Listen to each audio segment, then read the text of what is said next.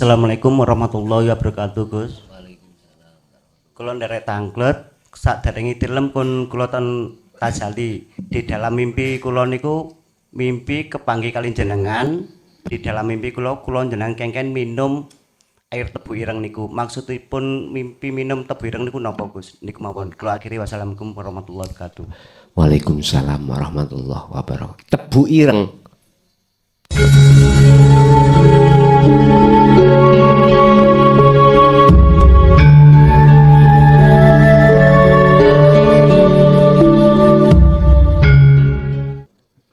Assalamualaikum warahmatullahi wabarakatuh.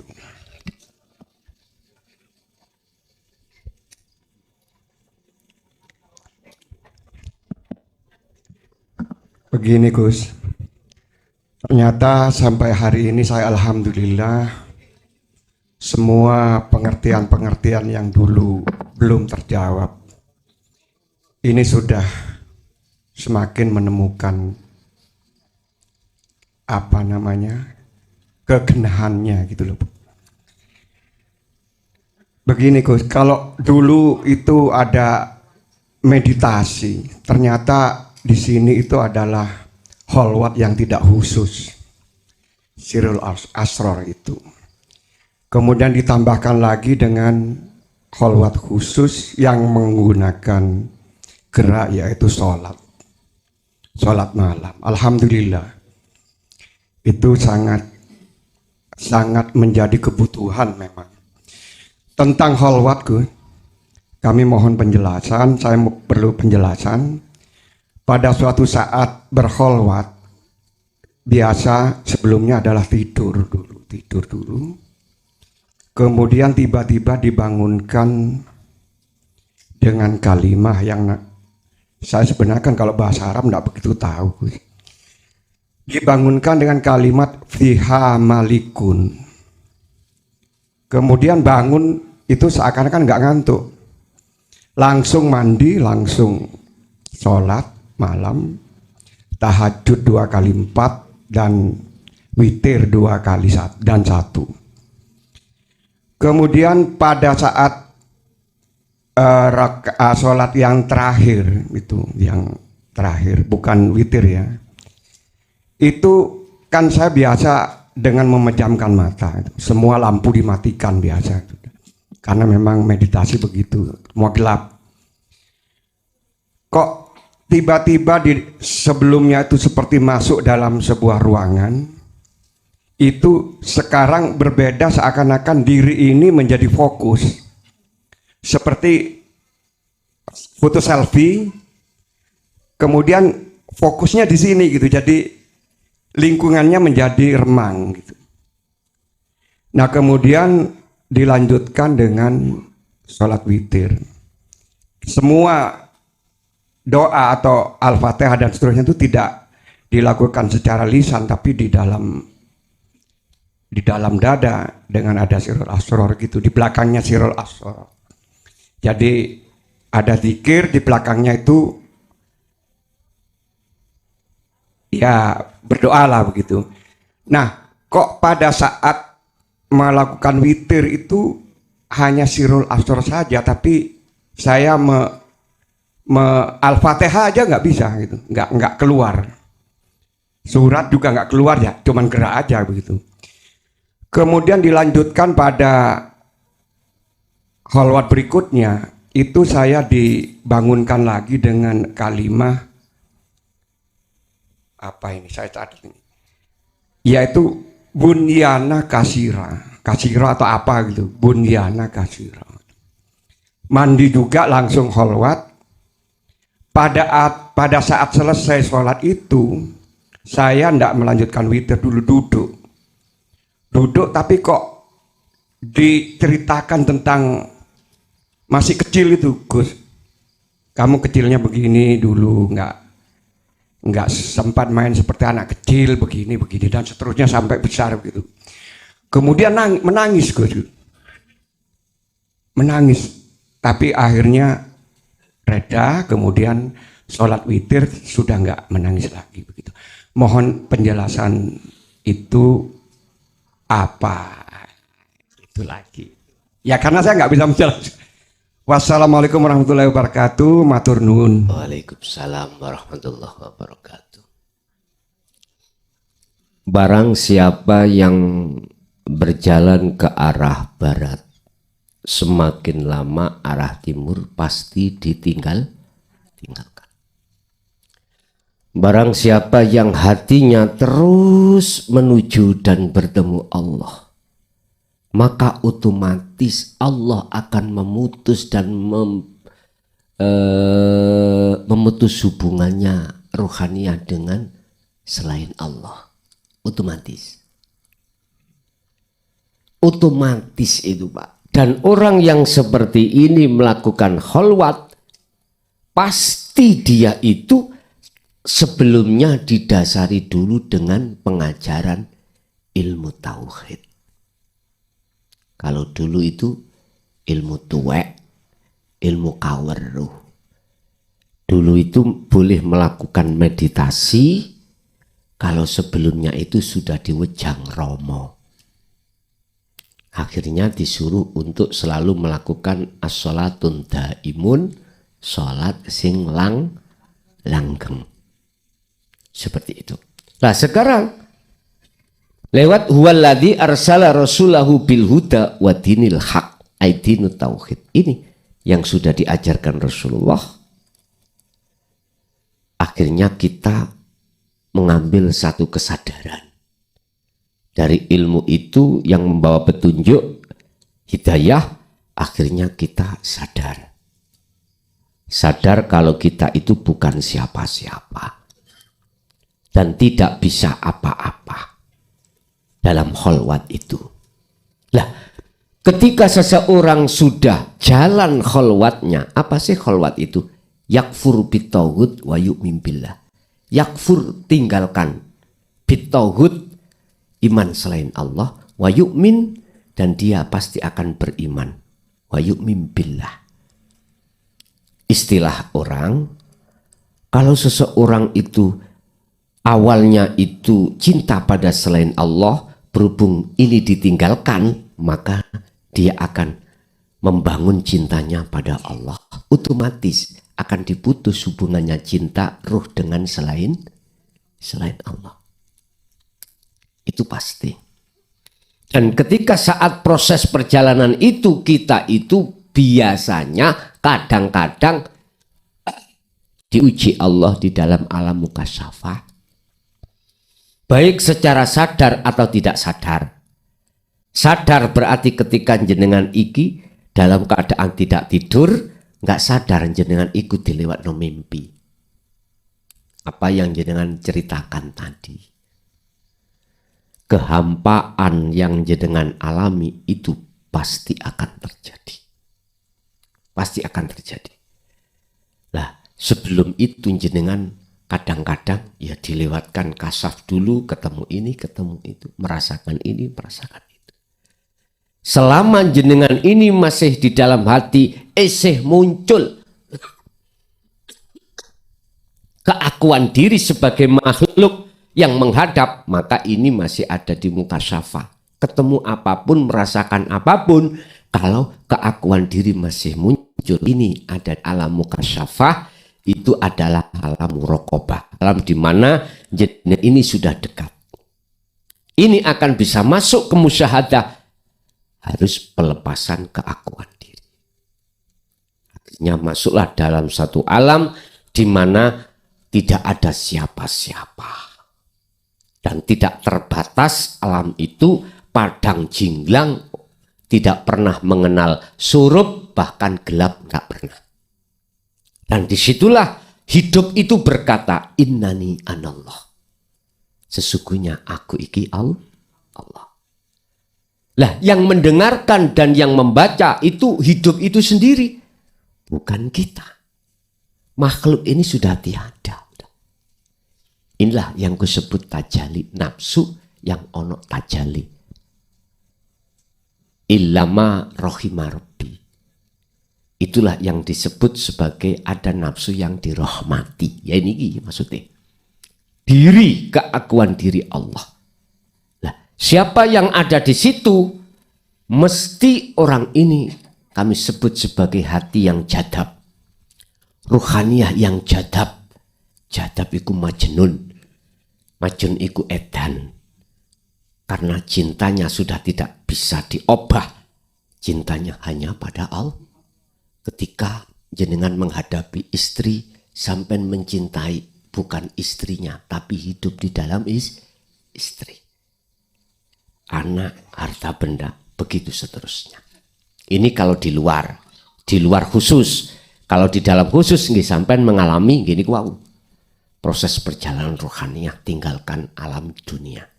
Naik ke sap langit 7 baru ke Sidratul Muntaha. Bon, jadi tinggal pertanyaannya jenengan tadi ketika ngalami itu keakuan diri sebagai makhluk masih muncul apa ndak? Kalau masih itu jenengan itu masuk di dalam alam mukasyafah. Alam mukasyafah. Di situ di mana jenengan itu merasa yang memperjalankan jenengan itu adalah Allah. Atau kami sebut sebagai alam muraqabah, sudah dekat tapi belum ketemu. Yes, satu. Untuk yang dua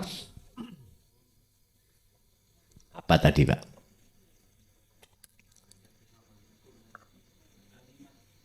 Kalimat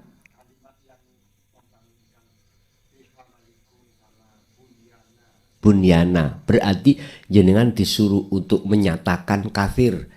Makrifat kudu yang luas. Syuhudul wahdah fil kasrah wa syuhudul kasrah fil wahdah.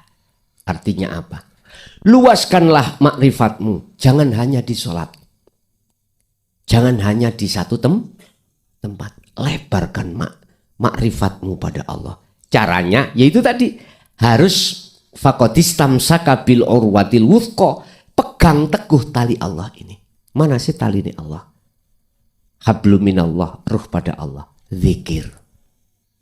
Yang kula maksud zikir di sini bukan menyebut baik secara lisan maupun hati nama, tidak, tapi merasakan, mengimani bahwasanya semua apapun yang terjadi itu sebagai sang berperan adalah Allah. Amin, luaskan dengan cara bangun terus zikir itu. Akhirnya kemakrifatan sampean kathir, luas, banyak. Inilah proses kekasih Allah, musyahadatul fana wa kamil wa baqa. Walaupun sudah ketemu, ya waktu jenengan khusus toh, umum juga ketemu, apapun ketemu. Oke, ada lagi?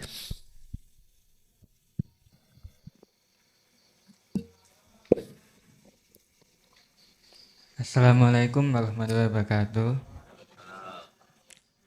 Pada tanglet Gus, niku apakah orang yang masih memiliki rasa takut selain Allah itu dia bisa dikatakan tidak bisa atau belum bisa bertemu kepada Allah?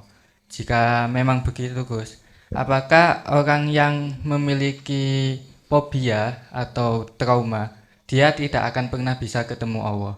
Itu untuk pertanyaan yang pertama. Dan untuk pertanyaan yang kedua itu nafsu. Nafsu kan seperti yang dijelaskan, dia itu yang membisikkan kita untuk bersenang-senang ke dunia. Tapi dia juga itu diri holik itu. Jadi bukankah ini ada kontradiktif? Dia itu menjauhi Allah, tapi dia itu ya mendekati Allah. Mohon itu dijelaskan Gus. Dan itu sama dirinya itu ada berapa sih kita itu Gus? Ada nafsu, ada rohani, ada jasmani gitu Gus.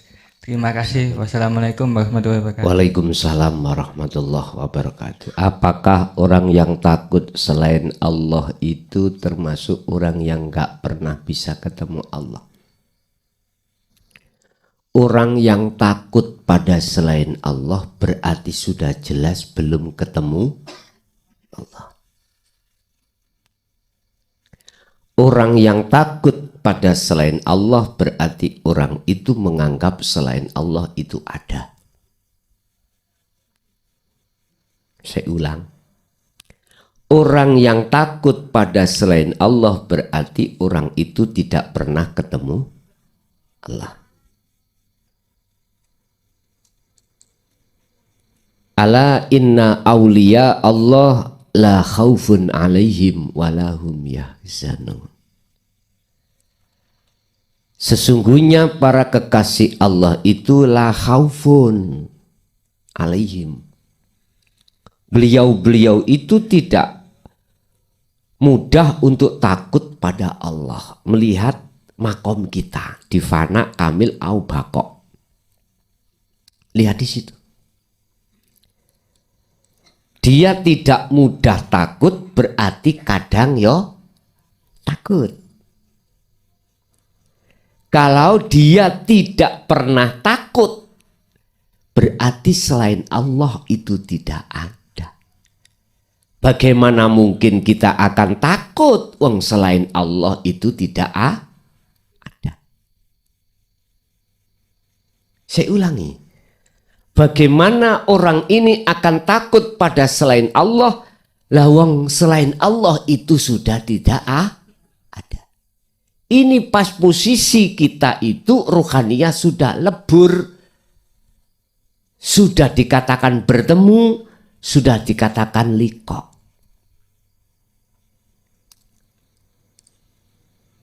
Bapak Ibu, kenapa tadi trauma?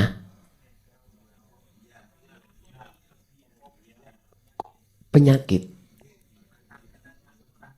Oh, ketakutan. Oh, ngoten.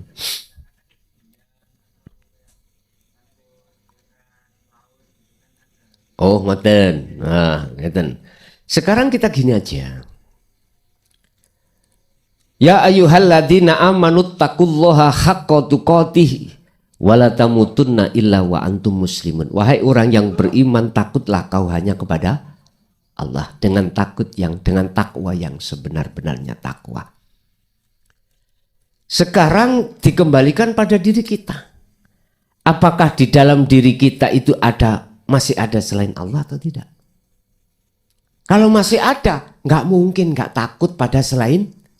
Contoh, besok kita punya tanggung jawab yang sekarang belum dapat solusi. Walahum yahzanun. Kekasih Allah gak khawatir, tapi kita khawatir. Khawatir engko dilok nih, gitu. Khawatir kita janjine beleset. Itu karena dalam diri kita selain Allah masih ada. Selain Allah masih ada. Kalau kita selama itu terus-menerus betul tidak akan bertemu Allah. Karena selain Allah yang kita ada-adakan tadi itu akan nyumpeli, buntoni, meripati ati jenengan kalih kula datang Allah akhirnya tidak nyatane Allah di dalam perjanjian tadi, di dalam orang itu dan lain sebagainya. Makanya di dalam diri manusia itu ada dua sifat. Basyariyah dan basiroh. Ini mungkin jawaban yang kedua. Basyariyah berarti manusiawiyah. Basiroh berarti rububiyah. Kepengeranan. Mana di antara dua dalam diri kita yang lebih kuat? Kalau kuatnya basyariyah, otomatis kita pasti ada rasa takut, khawatir, gelisah, dan lain sebagainya. Karena kita masih melihat selain Allah itu ada. Aku tidak akan menerimamu memasukkan surgaku jikalau dalam hatimu masih ada syirik. Ada selain Allah. Itu ning Quran ya. Gak bisa kita akan masuk surga selama di dalam hati kita masih ada selain Allah. Selain Allah. Gak bisa. Makanya jawabannya saya benar. Dia tidak akan bisa sampai pada Allah selama masih ada rasa takut. Nah, kayak takut di atas menisordes. Betiding bahasanya, cara kula betiding. Apakah betiding ikut takut?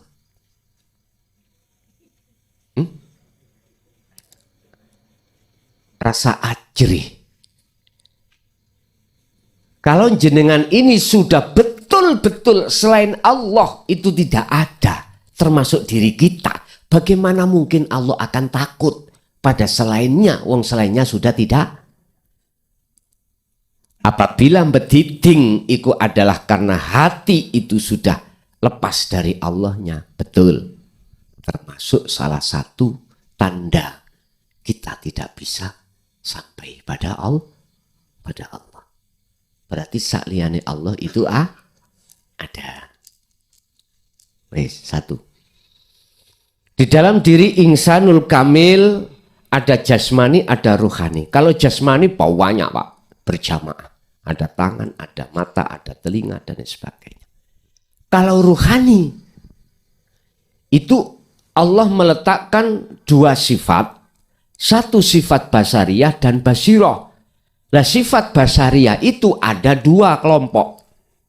Yang dua kelompok ini akan menyeret hati kita untuk selalu melalaikan Allah yang disebut nafsu nafsiyah dan amarah. Basariyah ada dua, nafsiyah dan amarah. Basyariah. Yang kedua, golongan yang kedua sifat basiro. Di sini juga ada dua. Lawamah dan mutmainnah.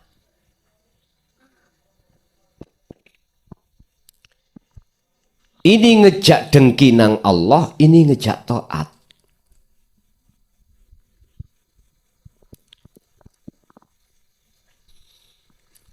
Setiap saat dan waktu dua kelompok basariyah dan basiroh niku gelut.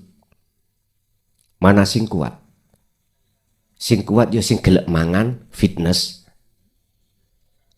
Oleh karena kita sering ngaku aku sing ngene, aku sing ngene. Akhirnya basariyah sampean ketot. Merga mangan terus.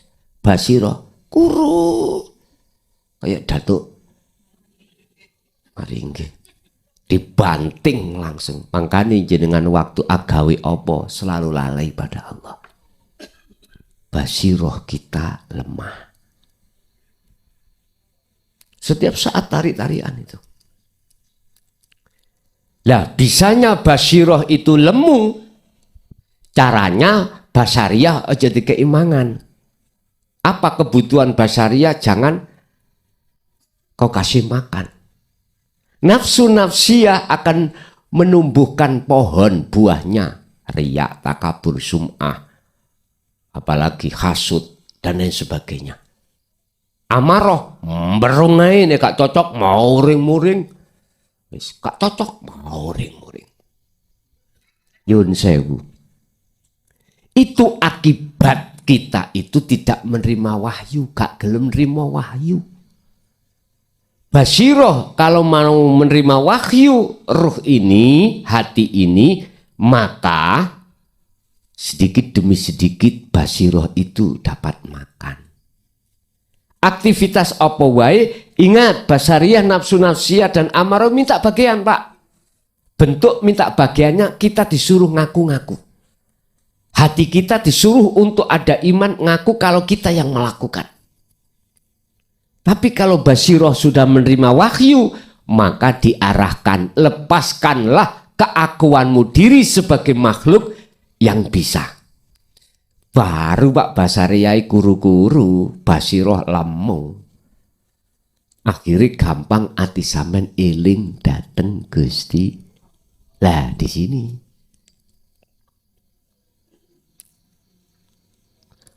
Ruh digawani dua sifat, yang di dalam dua sifat ada 4 nafsu. Yang dua ngajak kejelekan, yang dua lagi itu mengajak kebaikan. Kebaikan itu berarti mengajak hati sampean eling nang Gusti Allah. Ketika Allah dawuh ya ayyatuhan nafsul mutmainnah, wahai jiwa yang tenang, irji'i, irji'iku fi'il amar, perintah. Mengapa mereka diperintahkan untuk kembali? Karena nafsu itu belum kembali. Kok wis kembali gak mungkin diperintah? Pak, ayo mlebu nanggone bali sebab sampean si ono njopo. Kok sudah ada di dalam? Gak mungkin, Pak. Mengapa disebut jiwa? Karena nafsu belum fitrah. Belum fitrah.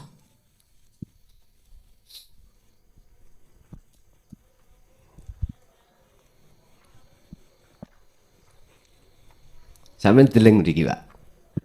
Sebetulnya kalau jenengan iku sudah dikatakan likok bertemu Allah. Iki yo iki yo iki. Paham maksud kula? La farqa bainahum. Tidak ada bedanya karena nama-nama ini sudah tiada. Inilah jawaban dari satu pertanyaan, apakah roh itu Allah? Jawab saya, kalau di ahad beda, di musyahadah beda dengan di muraqabah atau di mukasyafah atau di muhadharah beda. Makanya saya harus pakai beberapa kacamata biar nggak salah paham. Di dalam diri jasad ada ruh. Di dalam diri ruh ada Nur Muhammad. Di dalam diri Nur Muhammad ada Allah. Bahasa Jawa ning jerone raga iku ana roh, sak njero roh ana rasa, sak njero rasa ana cahaya, sak njero cahaya ana urip. Iku pelajaran ilmu sejati. Sama sebetulnya itu. Cuman bahasanya yang berbeda. Substansinya sama. Orang Islam menyembah Tuhannya sama walaupun namanya Allah. Dengan orang Nasrani Allah. Hatinya ke substansi. Cuman kebanyakan orang ngerti. Innallaha rabbi wa rabbukum fa'buduh. Orang ngerti fa'buduh. Fa'bud iku nyembah. Nyembah iku wajib, sing nyembah ketemu sing disem. Iki lho sing gak patek dibahas. Padahal sudah dikatakan sejarah kisah Nabi Ibrahim, ini wajah tu wajia, caranya nyembah harus menghadapkan wajah ruhmu kepada wajah Allah. Berhubung wahyu kalimat dinut tauhid kita tolak. Ya ora iso, Bos. Wong basirohnya iku kuru-kuru.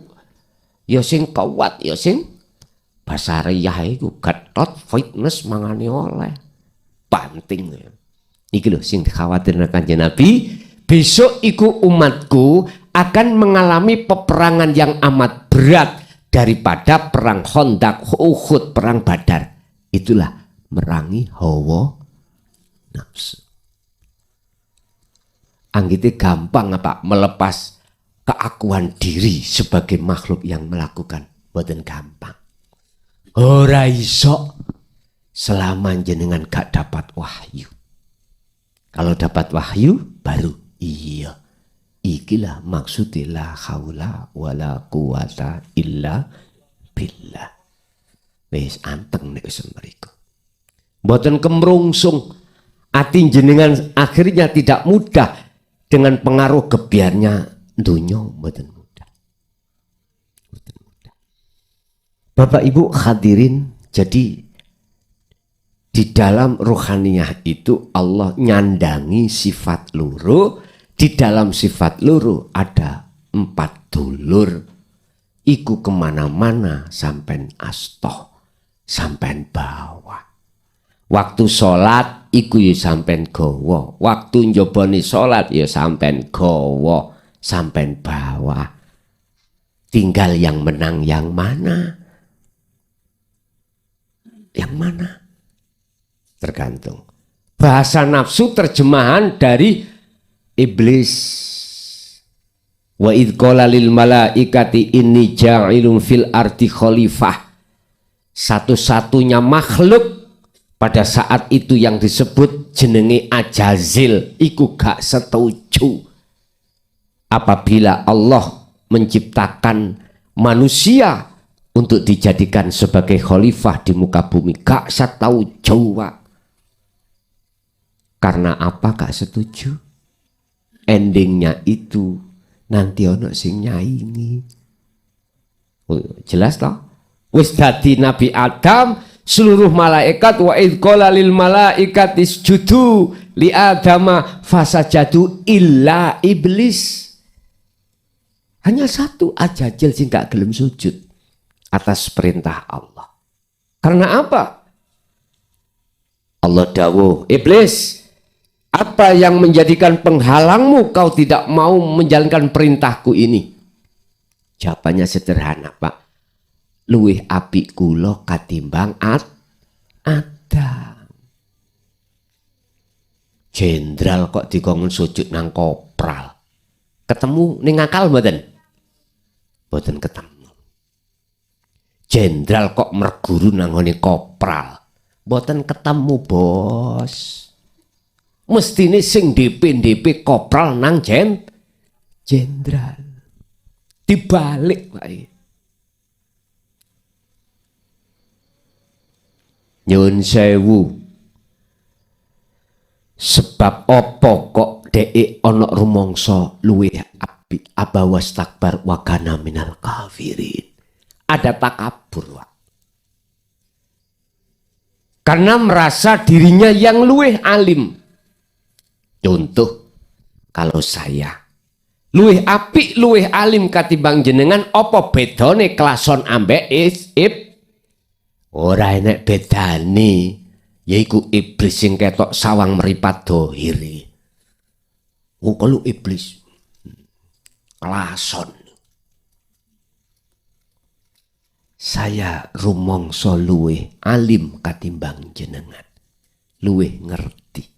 Saya merasa lebih berpangkat daripada jenengan, luwih apik ibadahi daripada jenengan, luwih sugih katimbang jenengan. Ya iki Pak iblis.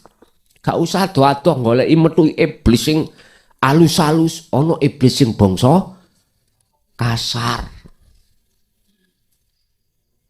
Allah.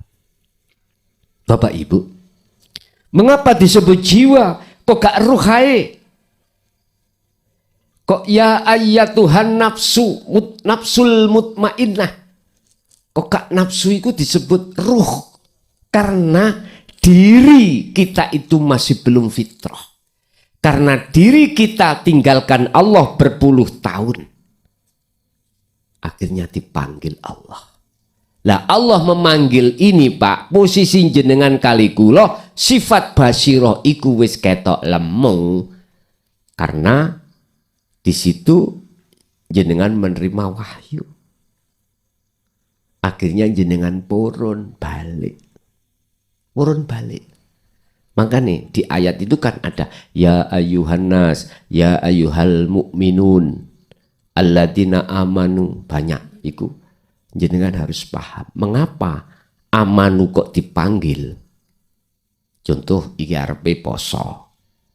Ya ayyuhalladzina amanu kutiba alaikumusiyam kama kutiba alal ladzina min qablikum la'allakum tattaqun. Kok sing diceluk wong sing iman?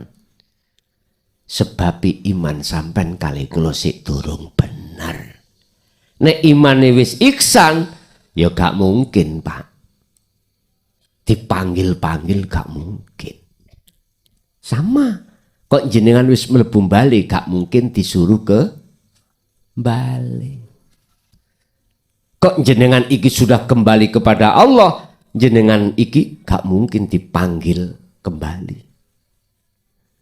Jadi jiwa di situ dikatakan jiwa yang tenang, nafsul mutmainnah, itu karena masih ada keakuan diri.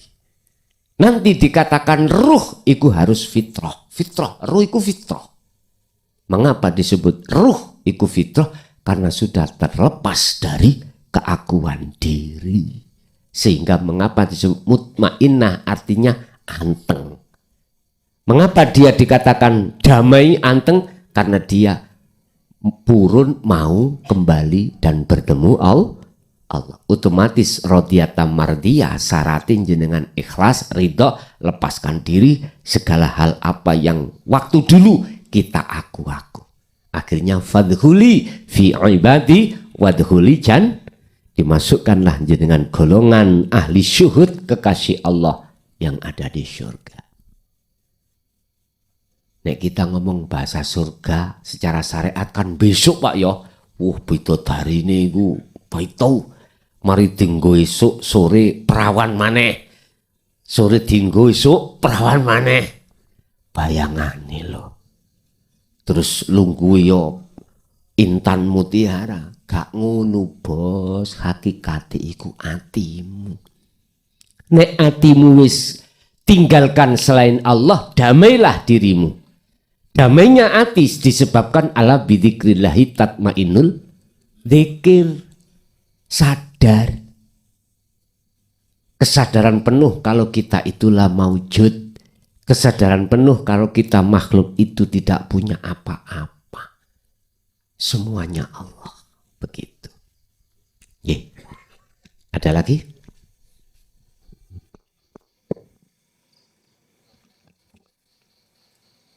Assalamualaikum warahmatullahi wabarakatuh, Gus. Kula nderek tanglet saderenge tilem pun kula ten tajali. Di dalam mimpi kula niku mimpi kepanggih kali jenengan. Di dalam mimpi kula jenengan kengken minum air tebu ireng niku. Maksudipun mimpi minum tebu ireng niku napa, Gus? Niku mawon. Kula akhiri wassalamualaikum warahmatullahi wabarakatuh. Waalaikumsalam warahmatullahi wabarakatuh. Tebu ireng. Apa? Kul in kuntum tuhibbunallaha fattabi'uni. Fattabi'uni. Jenengan iki diaturi Allah supaya nderekake ajaran Rasulullah ini. Mengapa harus tebu ireng? Iki nek kula eling jamane ilmu sejati, tebu iku tetepe kalbu. Tetepe kalbu iku piye? Tetep ati sampean tidak ada, gak goyah yang sang sampean imani ya Allah ini. Urip iki. Dadi kalbu iku kok netepno imane mung dateng Gusti Allah. Ada salat yang namanya subutul iman. Salat sunnah tetepe iman. Tapi sayang sedikit. Wahyu la ilaha illa anta wa ana tidak kita terima. Ya ngomong tok ning ora nglakoni. Jasmani nglakoni, rohani ndak. Laksana orang. Son ngarepmu iku ana welus. Ana mikir kaspe. Ojo didelok tok son pangan. Tak delok tok. Bagaimana mungkin saya bisa merasakan kebenaran ini? Ya kudune dipundhut ya. Terus didahar.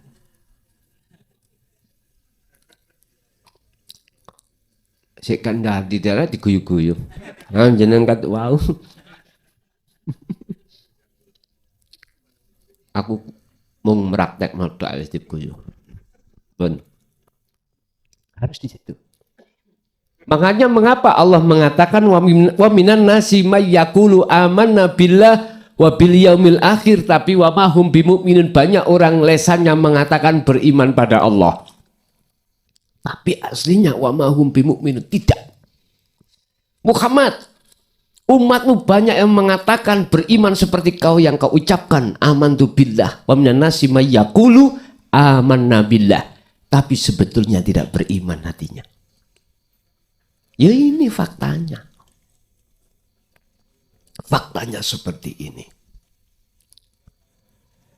Sehingga mengapa sampai ikut diberikan Allah ayat meminum air dari tebu hitam. Niku nek nggen kula tebu tes Pak jenenge. Nyokotane mboten alot, rasane manis. dulu, tapi sekarang sudah tidak ada. Karena apa? Nyun sewu, nek cara saiki digetes ya dicolongnya arek-arek ngono. Digawe model tebu sing alot tapi menghasilkan banyak. Tetapkan kolbu sampean. Kita akan bisa menetapkan kolbu ini hanya beriman pada Allah kalau kita mengikuti ajaran Rasulullah di jalur dinul haq. Jikalau kau betul-betul mengikuti aku, kata Rasul, yuhibbukumullah, pasti kau akan dijadikan sebagai kekasihnya. Mengapa jenengan kok dijadikan kekasihnya? Karena cinta rohaniyah tadinya terhadap selain Allah kita lepaskan dengan cara kita kholwat. Baru lepas dengan sendirinya diterima oleh Allah. Terus bagaimana kesalahan kita? Syirik secara rohani, dosa secara jasmani. Wa yaghfir lakum dzunubakum. Diampuni. Gedhe kaya apa dosa sampean sing ana hubungane jasad nyun sewu sak umur iku molimo ora tau leren. Jasad lho nggih. Molimo enggak pernah berhenti. Jangankan sebesar apapun dosa yang berkenaan dengan jasmani, dosa secara rohani syirik pun itu diampuni Allah. Loh. Surat Ali Imran ayat 31. Jikalau betul-betul jenengan ngikuti Rasulullah, tidak hanya syariatnya tapi juga hakikatnya. Cuman yang membuat kami itu prihatin. Banyak umat Islam hanya ngiblat syariatnya tok. Tapi ruhaniyah hakikatnya tidak. Ngaku-ngaku sebagai umat roh. Nggih, mohon maaf, saya prihatin. Bagaimana Rasulullah ketika dawuh sallu kama ra'aitumuni usolli. Jadikanlah syariat sebagai hakikat, dengan begitu akan menjadi makrifat kau. Lihatlah bagaimana ketika saat aku sholat. Iku bahasa sholat. Gak mung jasate tok bos. Beliau itu ruhaniyahnya itu yes, mengikuti kakek moyangnya yaitu Nabiullah Ibrahim. Apa ini wajah tuas? Iya. Lilladzi fatara samawati wal ardo hanifa wa ma ana minal musyrikin. Kalau ruhaniyahmu sudah jatuh pada wajah Allah, inilah yang disebut wama ana minal musyrikin. Nabi Ibrahim bukan termasuk golongan orang yang menyekutukan Allah. Berarti nek sampean sholat iku mau wis ilang, wis fana keakuan diri, itulah orang yang sudah bebas dari golongan menyekutukan Allah.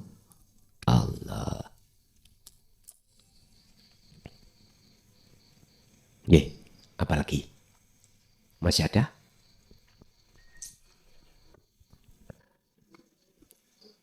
Sampun nggih Pak nggih. Kula benjing pagi-pagi wonten acara badhe subuh wonten acara. Nggih, ngoten mawon napa ingkang sampun kita terima dari Allah sebuah ilmu. Mugi dadi ilmu makang manfaat barokah anak dan istri kita ila yaumiddin. Lahumul Fatihah.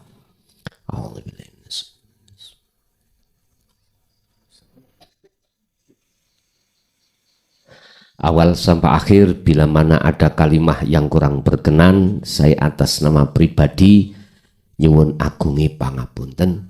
Akhirul kalam, assalamualaikum warahmatullahi wabarakatuh.